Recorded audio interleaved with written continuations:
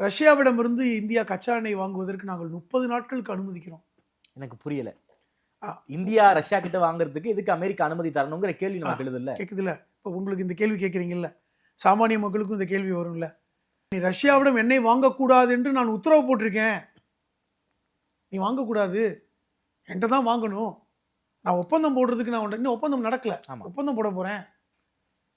அப்படி என்றால் நம்ம அமெரிக்காவுடைய பேச்சுக்கு கட்டுப்படுகிறோமா? இது ரொம்ப அதிர்ச்சியான ஒரு செய்தியை அமெரிக்கா சொல்லியிருக்காங்க. அதுவும் என்ன, 30 நாளுக்கு. காரணம் 30 நாளுக்குள் போர் முடிந்து விடும், அதுக்குள்ள சரியாயிடும் நிலைமை, அதுக்கப்புறம் வழக்கமா நீங்க வாங்கக்கூடாது. இது 3 சம்பவத்தை நீங்க பொருத்தி பாருங்க. சம்பவம் 1, இந்திய பெருங்கடலில் தாக்குதல், ஈரானுடைய கப்பல் தாக்கப்பட்டது. சம்பவம் 2, ஈரான் அரசு கொடுத்த செய்தி, இந்திய கப்பலை நாங்க தாக்க மாட்டோம். ஏன் அதை சொல்றாங்க? இந்தியாவுக்கு சங்கடம் வேண்டாம். ஏன்னா தினம் தினம் 50 லட்சம் பீப்பாய் கச்சா எண்ணெயை ஹார்மோஸ் வழியாக இந்தியா பெற்றுக்கொண்டிருக்கிறது. தடை வேண்டாம்.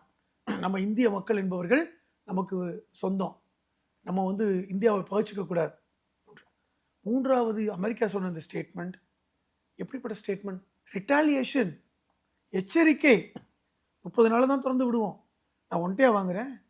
அப்ப இதை கேட்க ஆள் இல்லையா? இது எப்படி நம்ம அனுமதிக்கிறோம்? நீ யாரையா சொல்றதுக்கு?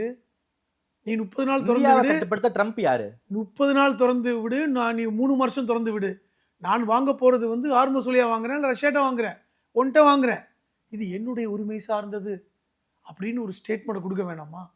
இதுதான் அதிர்ச்சியாக இருக்கிறது.